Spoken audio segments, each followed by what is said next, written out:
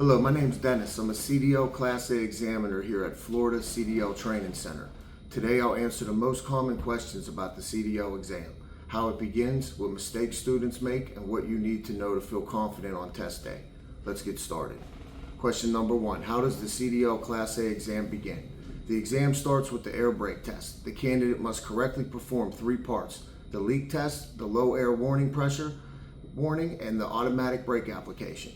If this part is not passed, the exam does not continue. Question 2, what mistakes do you see most often? Well, many students forget important details during the pre-trip inspection or get confused with the sequence. On the road test, common mistakes include not checking mirrors, ignoring blind spots, and sharply turning too early. Question 3, what do you pay the most attention to during the road test?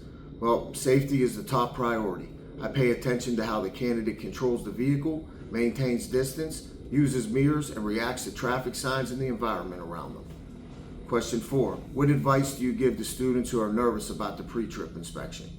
Well, don't just memorize, learn with understanding. Practice on the actual truck. Say everything out loud and train regularly. Confidence only comes with practice. Question 5, what makes a good driver different from someone who only memorizes the rules? Well, a good driver thinks ahead, stays attentive, and respects other road users. They understand the responsibility of driving a large truck and apply knowledge in real-life situations, not just in theory. Question 6, how long does the exam take? Well, on average, between 1.5 to 2 hours. It depends on the candidate's preparation and the center's schedule. Some finish faster while others take more time with the maneuvers. Question 7, which part of the exam is the hardest and why? Well, for many, the air brake test is difficult because it requires precision and strict sequence. Another challenging part is the backing maneuvers, especially reverse offset parking. The key is staying calm and controlling the vehicle's size. Question number 8, how many attempts are allowed? Well, usually 3 attempts are allowed. If you fail, you must reapply. My advice, analyze your mistakes, prepare better, and come back with more confidence. Confidence comes with practice again. Question number 9, what makes a good impression on the examiner? Well, politeness, confidence, and preparation. Candidates who remain calm, attentive, and respectful during the process always stand out. It shows professionalism. Remember, you're going to be a professional driver with your Class A CDL.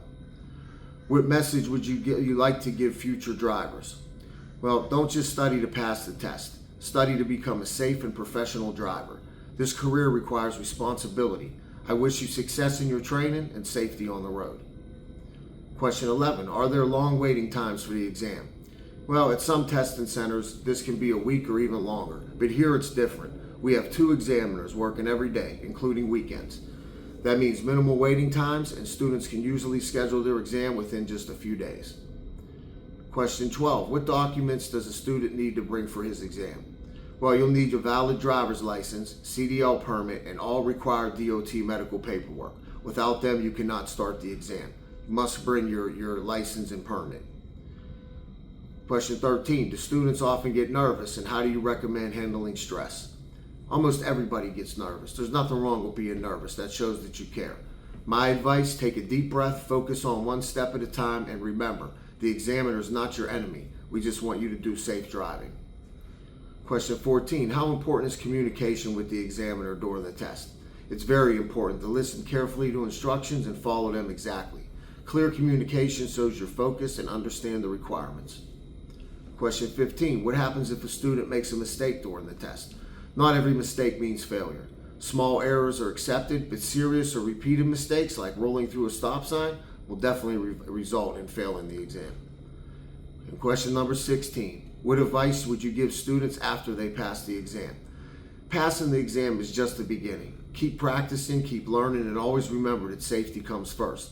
A CDL is a professional license, and with it comes responsibility.